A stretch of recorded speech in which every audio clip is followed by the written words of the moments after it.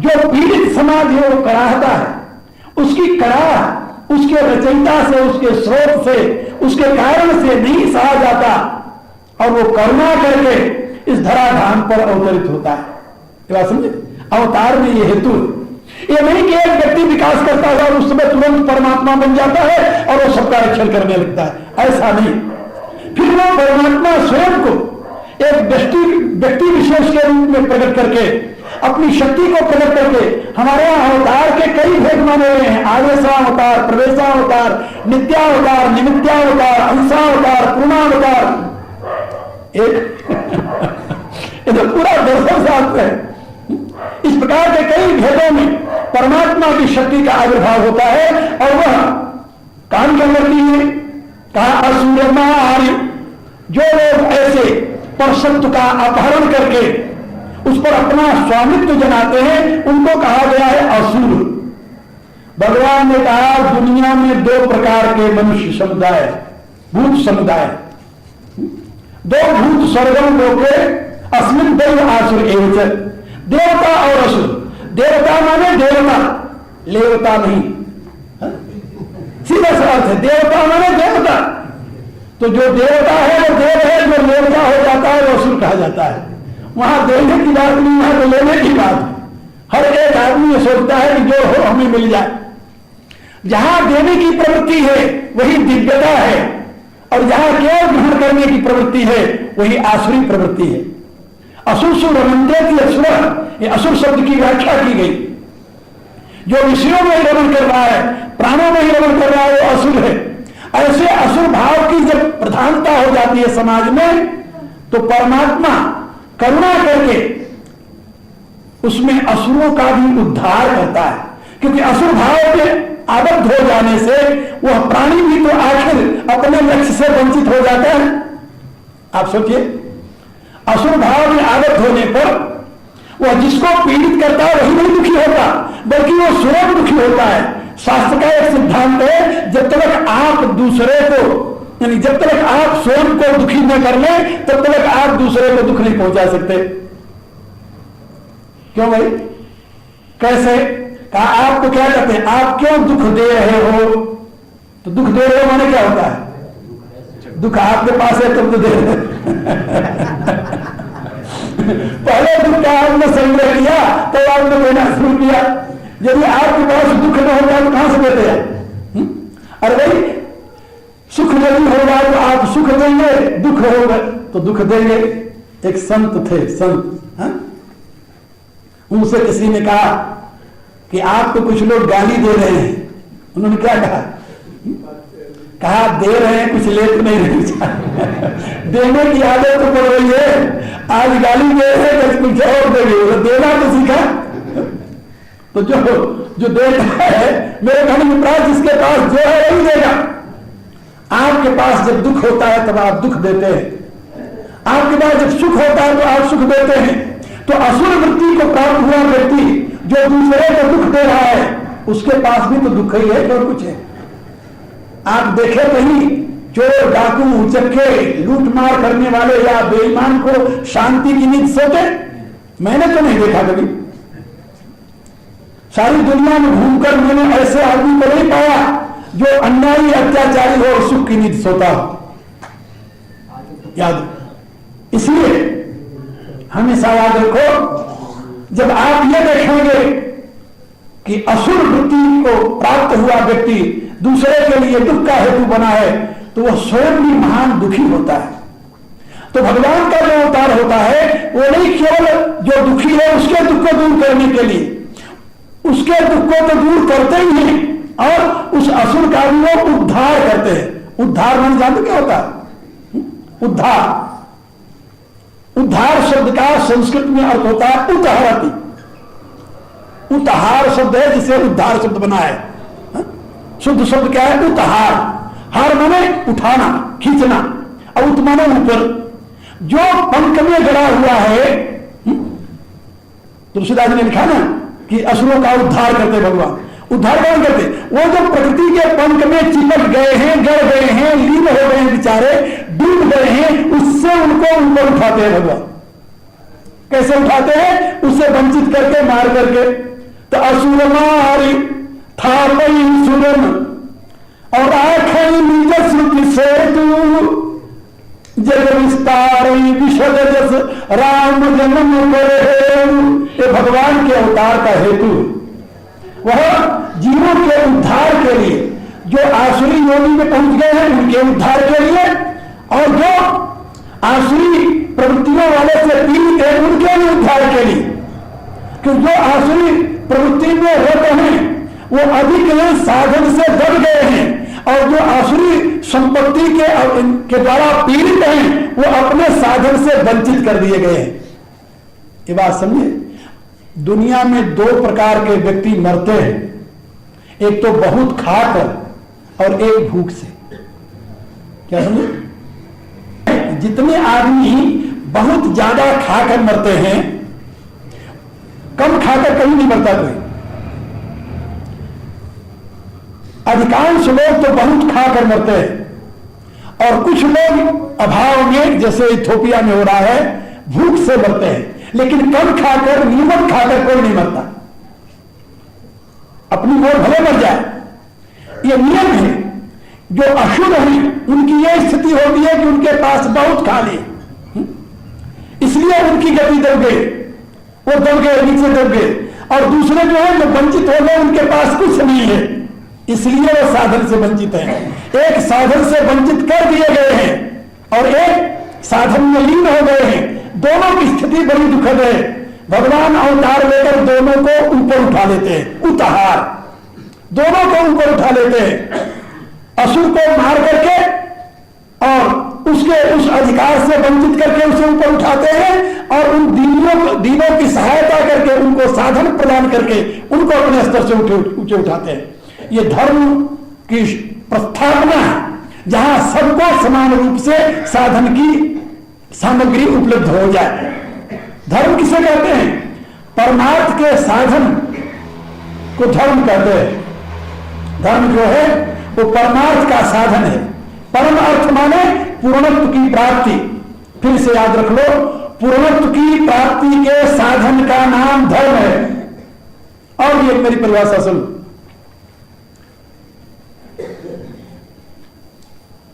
आप एक स्थिति में हैं, एक स्थिति में हैं, जहां पर आप हैं वहां पर आप में अभाव की अनुभूति हो रही है, संतुष्ट नहीं है, इसलिए आप कुछ होना चाहते हैं। जो होना चाहते हैं वो आपके जीवन का लक्ष्य है, और जो है वो आपके साधन की सामग्री है। यदि है का सही उपयोग करेंगे तो होने की चाह को आप पूर्ण कर लेंगे। अब है से होने तक के बीच का जो गैप है, दूरी है, वही आपके जीवन का रास्ता है। और जिस साधन से वो दूरी कम की जाए, समाप्त की जाए, ये बात समझे? है से आप होने तक पहुंच जाएं, उस साधन का नाम है धर्म। ये धर्म की व्याख्या है शास्त्रों में, बड़े सरल शब्दों में। यानी जिस ध्येय को धारण करके आप अपने, जिस धारणा को धारण करके आप अपने ध्येय को प्राप्त कर लें, वो आपका धर्म है। वेद कहता है धारणा धर्म क्या हो, धारणा को ही धर्म कहते हैं। और गीता में अर्जुन ने यही तो प्रार्थना की है, मैं अपने धर्म के विषय में मूढ़ चित्त वाला हूं, इसलिए यस्य श्याम निष्ठम ब्रूहितम में शिष्यस्ते हम साधनाम त्वाम प्रबंधन। जो मेरे पूर्णत्व को प्राप्त होने में सहायक हो वो मार्ग मुझे बताइए, क्योंकि मैं आपका शिष्य हूं, आपकी शरण में हूं। तो धर्म जो है वो निश्रेयस को प्राप्त करने का मार्ग है। धर्म स्वयं में लक्ष्य नहीं है, ये बात याद रखना। धर्म स्वयं में लक्ष्य नहीं है, लक्ष्य तक पहुंचाने का मार्ग है, साधन है। धर्म को साध्य मत मानो, धर्म साधन है। साध्य तो वह परमात्मा है जो धर्मी कहा जाता है। बात समझे? इसलिए भगवान जब धर्म की प्रतिष्ठा करते हैं संसार में, तो वो हर एक व्यक्ति के लिए साधन सुलभ करा देते हैं, साधन सुलभ हो जाए।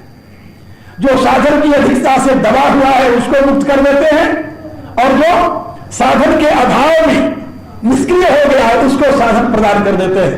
ये भगवान की यानी विशिष्टता है, अवतार का प्रयोजन है।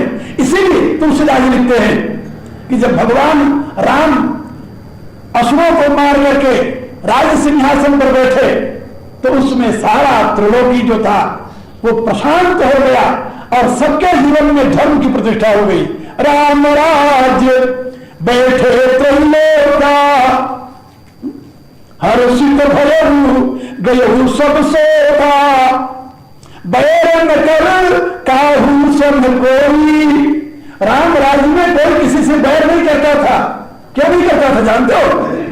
का राम प्रताप विषमता कोई। विषमता, विषमता ही बैर में कारण है। क्या समझे? बैर क्या होता है? विषमता से। एक के पास खाने के लिए इतना है कि वो खा नहीं सकता और एक के पास खाने के लिए इतना भी नहीं है कि जिससे वो जी सकता हो। ऐसी विषमता में बैर नहीं होगा तो और प्रीति बढ़ेगी क्या? क्या रहे आप? विषमता का हेतु बैर है, यानी बैर का हेतु विषमता है और बैर विषमता का अफेक्ट परिणाम बैर है।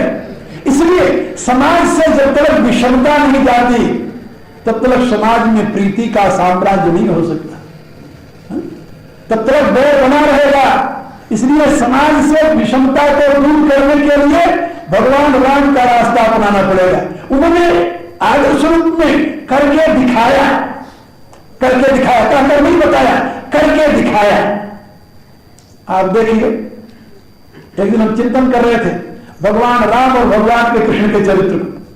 मैं बस कहा करता हूं कि भगवान राम ने जो किया है वो तुम्हें करना चाहिए और भगवान कृष्ण ने जो कहा है वो तुम्हें करना चाहिए। क्या समझे? भगवान कृष्ण ने जो कहा है वो करो, जो किया है वो नहीं करना।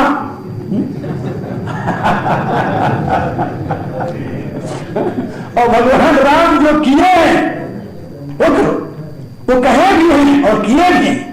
उनका कहना और करना दोनों एक सा है, इसलिए वो करो। तो उन्होंने करके बताया है। आप जरा परिणाम देखिए।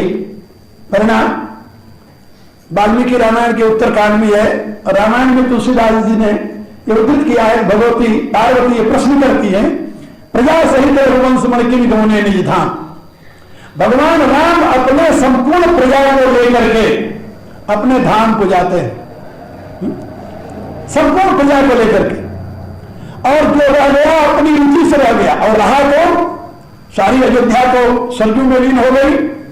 रहा तो उस समय केवल एक, पूरी अयोध्या में कोई व्यक्ति नहीं मिला जो रहने के लिए तैयार हो। सब ने यही कहा कि हम आपके साथ चलेंगे और भगवान ने सारी प्रजा को अपने साथ लिया और चल दी। जब चलने लगे तो एक जो उनका परम प्रिय पार्षद, परम प्रिय भक्त,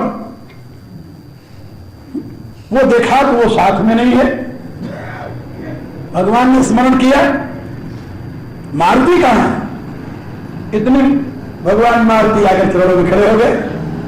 प्रभु, कहा तुम्हारी क्या इच्छा है? कहा प्रभु मेरी इच्छा है कि जब तक इस धरती पर एक भी कोई प्राणी राम शब्द कहने वाला रहे तब तक मैं इस धरती पर रहूं। मुझे जाने की इच्छा नहीं आपके साथ।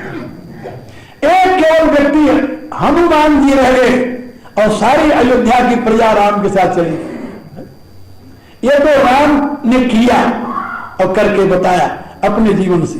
और भगवान कृष्ण का चरित्र देखो कि अपने सामने बैठे बैठे 56 करोड़ यादवों को इन प्रभास क्षेत्र में एक दूसरे से कटवा कर समाप्त कर दिया। क्यों? कारण क्या? कारण क्या है जानते हैं?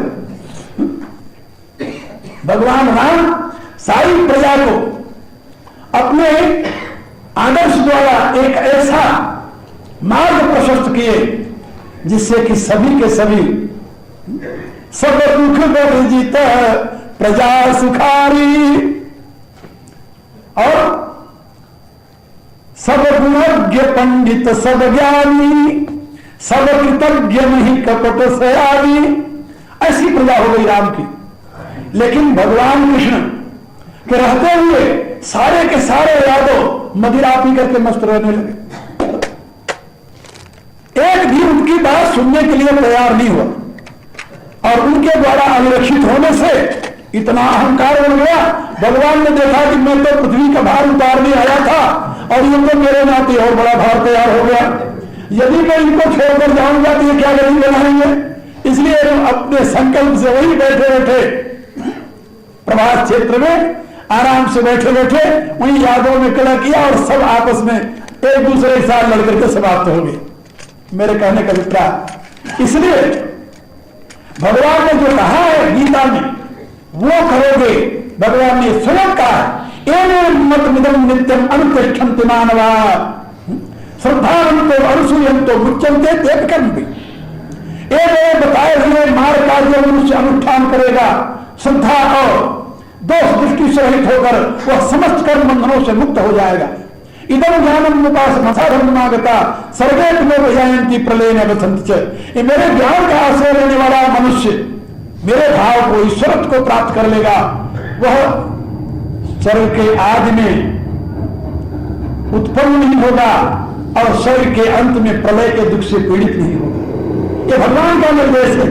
इसलिए भगवान कृष्ण ने जो कहा है वो करो, लेकिन जो किया है वो करोगे तो क्या गति होगी वही यादों याद रखो। और भगवान राम ने जो कहा है और किया है दोनों करके बताए। और उनके पावन चरित्र को यदि जीवन में धारण करोगे तो देखोगे तुम्हारा सारा जीवन इस लोक के लिए और इसके पश्चात के लिए भी पूर्णत्व में प्रतिष्ठित हो जाएगा। तुलसीदास जी ने घोषणा की है जो परलोक यहां सुख चाहू। भगवान का निर्देश लोक परलोक दोनों को पूर्ण बनाने के लिए। तुलसीदास जी ने एक बात और लिखी है रामायण में कि भगवान राम के राज्य में किस प्रकार की प्रजा है। आसुर दुर्लभ सुख कर जगमाही। इस संसार में केवल देवताओं का सुख नहीं भोगते हो, देवताओं को जो दुर्लभ सुख है, ये बात समझे। देवताओं के लिए जो सुख दुर्लभ है उस दुर्लभ सुख को यहां की प्रजा भोगती है जो राम का अनुकरण करती है। सुर दुर्लभ सुख करी जगमाही और अंतकाल रघुपति पुर जाई। और अंत में शरीर छोड़ने के पश्चात वो भगवान के पुर को प्राप्त कर लेते हैं। इन लोक परलोक दोनों उनका सिद्ध हो जाता है। तो राम का पावन चरित्र लोक परलोक दोनों सिद्ध करने के लिए अमृत संजीवनी है। और युक्ति द्वारा तर्क द्वारा जैसे मैं आप लोगों को समझा रहा था, सिद्धांत की बातें यदि आप समझेंगे तब भी आपको यह लगेगा कि परमात्मा स्वयं करुणा करके आपको सतपथ का मार्ग दिखाने के लिए इस धराधाम पर निराकार से निराकार हुआ। वही आपका कारण है, वही आपका पिता है, वही आपका सर्वस्व है। उसी की ये सारी अभिव्यक्तियां हैं, लेकिन आप उसकी विशिष्टाभिव्यक्ति हो। भगवान ने स्वयं कहा है सब मम प्रिय सब मम उपजाए सब ते अधिक मनुज मोहि भाए। कहा यद्यपि सारी सृष्टि मेरे द्वारा उत्पन्न की गई है, लेकिन इसमें से सबसे प्रिय मुझे मनुष्य है। लेकिन केवल मनुष्य नहीं, मनुष्य होने के नाते नहीं, तीन महाद्विज महाश्रुतिधारी। उन मनुष्यों में भी मुझे द्विज प्रिय है। द्विज माने गुरुमुख। द्विज माने केवल ब्राह्मण क्षत्रिय नहीं होता ना। द्विज माने द्विजन्मा, जिसका दोबारा जन्म हुआ है। द्विज शब्द का अर्थ होता है दोबारा जन्म लेने वाला। तो क्या आप सब दोबारा नहीं जन्मे हो, पहली बार जन्मे हो क्या? कहा नहीं, उस जन्म की प्रक्रिया में तो पता नहीं कितनी बार जन्मे हैं। कहा फिर द्विज कैसे बना? कहा इसी जीवन में दोबारा जन्म हुआ। तो एक बार तो माता के रज और पिता के वीर्य से हम बालक रूप में पैदा हुए। एक जन्म तो ये हुआ हमारा।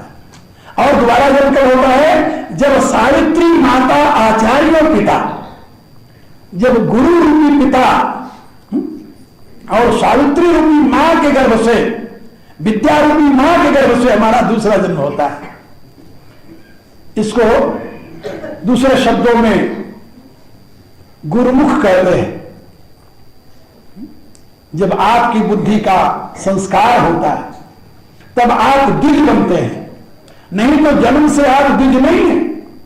यदि आपका दोबारा जन्म नहीं हुआ, एक ही बार जन्मे हैं, आचार्य रूपी पिता और सावित्री रूपी माता से आपका दोबारा यदि जन्म नहीं हुआ, आपका संस्कार नहीं हुआ, तो आप द्विज कहलाने के अधिकारी नहीं हैं, याद रखना। हा? तो भगवान कहते हैं तीन महाद्विज और द्विज महाश्रुतिधारी। और उन मनुष्यों में द्विज जिसका दोबारा जन्म हुआ है, संस्कार हुआ है, वे संस्कारी लोग मुझे अत्यंत प्रिय हैं, क्योंकि वो ज्ञान के पिपासु हैं, वो जिज्ञासु हैं। और ज्ञान के जिज्ञासु जो है वो भगवान को अधिक प्रिय है, क्योंकि जो अज्ञान में ही मर रहे हैं वो तो अपने जीवन की दुर्गति कर रहे हैं।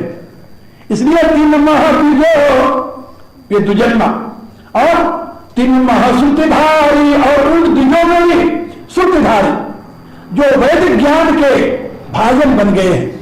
हमारे यहां श्रुति और स्मृति ज्ञान की दो विधाएं हैं, अभी मैं आपको समझा रहा था। स्मृति को हमारे यहां कहते हैं अनुभूत ज्ञान, और श्रुति को कहते हैं रिवील्ड एंड अवतरित ज्ञान।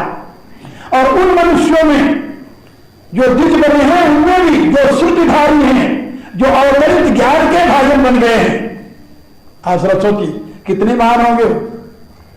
भगवान कहते हैं तीन महाद्विज महाश्रुतिधारी, गुरु से लीने मंत्र अरुण कीने सत्संग, कर कबीर कोरी रही कैसे लागे रंग। दीक्षा को ले लिया, गुरु ने कान में गायत्री मंत्र भी दे दिया, और 3 ताक कंधे पर ढाल कर आप ढोल रहे हो पशु की तरह। है कोई शुद्धिधारी तो बोलने नहीं, अब क्या करोगे। भगवान कहते हैं केवल इससे नहीं, दीक्षा लेने मात्र से नहीं, दीक्षित होकर के गुरु का संग कीजिए, उससे ज्ञान ग्रहण कीजिए। जब उसके रिवील्ड ज्ञान, अवतरित ज्ञान को तुम धारण करोगे, ये तो याद है हमने 2 ज्ञान बताया ना, अनुभूत ज्ञान और अवतरित ज्ञान। अवतरित ज्ञान को श्रुति कहते हैं, अनुभूत ज्ञान को स्मृति कहते हैं। इसलिए हमारे यहाँ दर्शन शास्त्र में बताया गया कि जहां पर प्रमाण की बात होती है वहां पर श्रुति प्रमाण होती है, और श्रुति के अनुकूल होने पर ही स्मृति प्रमाण होती है, अन्यथा स्मृति प्रमाण नहीं होती। यह सिद्धांत है वैदिक धर्म का। तो वहां पर श्रुतिधारी वो है जो अवतरित ज्ञान को अपने आप में धारण करता है। और वो कैसे धारण करेगा? गुरु के सानिध्य में रह करके। तद विद्धि प्रणिपातेन परिप्रश्नेन सेवया उपदेक्षते ज्ञानम ज्ञानिनस्तत्वदर्शिनः। तो भगवान कहते हैं तीन महाद्विजो द्विज महाश्रुतिधारी, और श्रुतिधारी तो हो गया तीन महा निगम नीति अनुसारी। और वैदिक ज्ञान के प्रकाश में वो जो श्रुति धारण किया है, उसके प्रकाश में के अनुसार वो जीवन भी जीता है। केवल ज्ञानी ही नहीं है, वो उसका जीवन भी वैसे है। मनस्येकम वचस्येकम कर्मेण्येकम महात्मना, मनस अन्यत वचस्य अन्यत कर्मणा अन्यत दुरात्मना। मन में कुछ और है, वाणी में कुछ और है, कर्म में कुछ और है। कहते हैं वो दुरात्मा है, महात्मा नहीं है। कहा महात्मा कौन है? कहा जिसके मन में जो है वही वाणी में है, वही क्रिया में। इसलिए आचार्यवान पुरुषों वेदक, ये शास्त्र का निर्देश है। तो भगवान यहां पर समझा रहे हैं कि सब मम प्रिय सब मम उपजाए, सब तेरे अधिक मनुज मोहि भाए। क्योंकि मनुष्य अपने से समस्त जीवों के उद्धार में हेतु बन जाता है, हेतु बन जाता है। आपके पावन संस्कार, आपके पावन कर्तव्य, आपके आसपास में रहने वाले अन्य जंतुओं को भी वही प्रभाव डालते हैं। हिंसक जंतु भी हिंसा छोड़ देता है, आपके पवित्र कर्म का इतना इंपैक्ट होता है, प्रभाव होता है उस हिंसक जंतु पर भी। इसलिए पशु पक्षी भी आपके संसर्ग में आकर के इतना उत्थान कर लेते हैं, अपने आस्था से ऊंचे उठ जाते हैं। आपको एक छोटी सी घटना सुना। मेरा जहां आश्रम है, आजकल जो मैं रहता हूं पिंजौर गार्डन के पास में, शिवालिक पहाड़ी के तलहटी में। एक दिन में मेरे बड़े प्रिय शिष्य थे भगत ठाकुरदास आनंद, उनके घर में गया। ऐसे बैठा हुआ था, जाकर बैठा ही था, इतने में एक छोटा सा कुत्ता दौड़ता हुआ आया और मेरी गोदी में बैठ गया और मुंह चाटने लगा, कुछ हिलाने, जैसे कुत्तों की आदत होती। बच्चा, मैं उसे चाहा कि अलग कर दूं, लेकिन वो जाए ना। इतने उनका लड़का आया, देखा गुरुजी के ऊपर बैठ गया है तो पकड़ कर ले जाने लगा, लेकिन वो जाने के लिए तैयार नहीं था। मैंने उससे कहा कैसे छोड़ दो। मैंने पूछा ये किसका है? कहा कि आपका है। हम कहा कोई नहीं, जब मेरा ये तो मैं इसे ले जाऊंगा आश्रम। मैं जाते समय उसे आश्रम ले गया, चला गया मेरे साथ। अब आश्रम में मेरा नियम था, वहां नित्य प्रति गीता की क्लास लगती है। अब भी चला आ रहा हूं शुरू से। जब गीता की क्लास लगे तो आकर बैठ जाए, मेरे बगल में बैठे, मजाल के कोई उसको उठा दे वहां से, बैठा रहे। जब 5-6 महीने बीत गए, रोज आकर नियमित, उसे पता नहीं कैसे चल जाता था कि हम गीता क्लास में जा रहे हैं, आगे आकर बैठ जाए वहां। तो मैं एक दिन उससे कहने लगा ऐसे विनोद में कि भाई तू गीता बहुत सुन रहा है, जल्दी तेरा उद्धार हो जाएगा।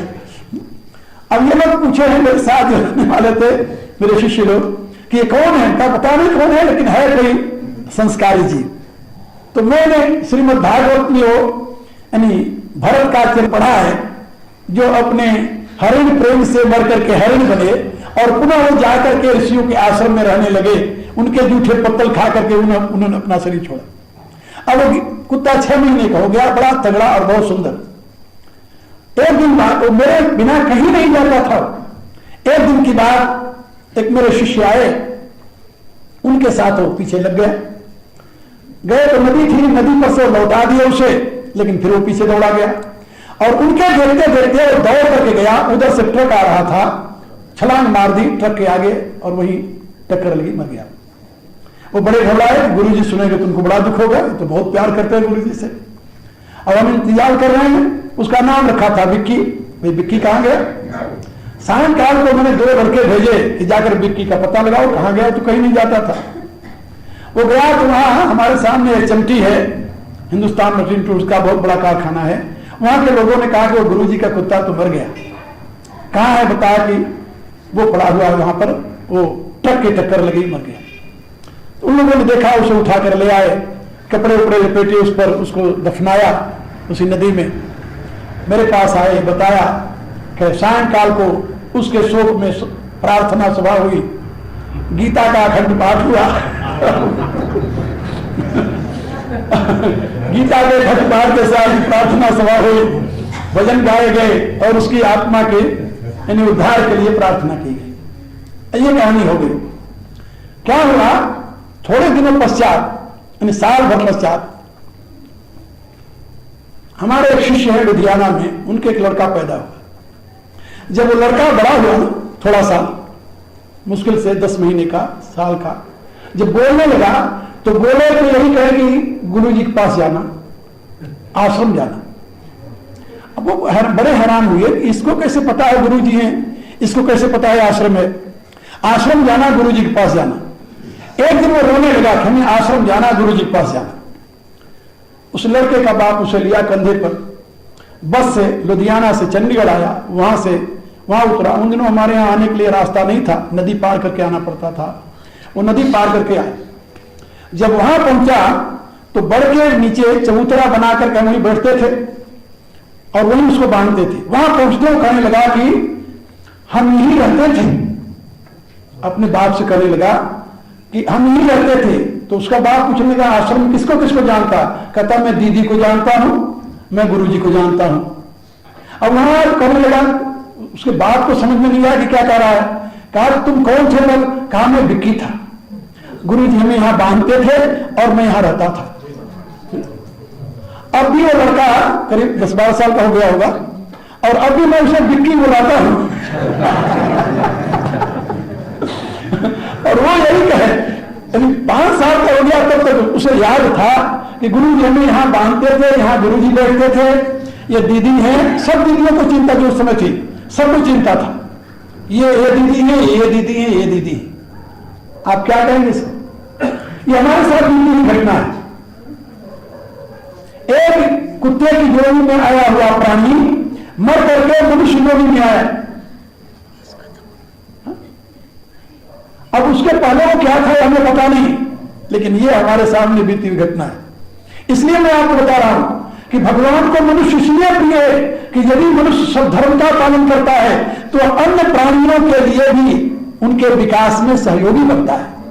आप अपने विचार से, अपने आचार से, अपने व्यवहार से आपके पास रहने वाले जो पशु पक्षी हैं, इनके भी उन्नति में आप सहायक बन सकते हैं। यदि आप धर्म मार्ग पर चले तो ये नहीं केवल आपका उत्थान होगा, ये विज्ञान कहता है कि हर एक व्यक्ति के शरीर से कुछ वेव्स निकलते रहते हैं। वो दुष्ट है उसके शरीर से भी निकलते हैं, धर्मात्मा उसके शरीर से निकलते हैं, महात्मा के शरीर से निकलते हैं, हर एक के शरीर से वेग निकलता रहता है। एक उसको कहते हैं विद्युत तरंग प्रवाहित होता रहता है, और जो व्यक्ति उस प्रवाह के सीमा में रहता है वो उससे लाभान्वित होता है। यदि आप महात्मा है तो आपके शरीर से विद्युत तरंग जो है सात्विक निकलेगा, और सात्विक वातावरण से वहां के प्राणी प्रभावित होंगे। इसीलिए तो पतंजलि कहते हैं अहिंसा प्रतिष्ठायाम तत्संग त्याग।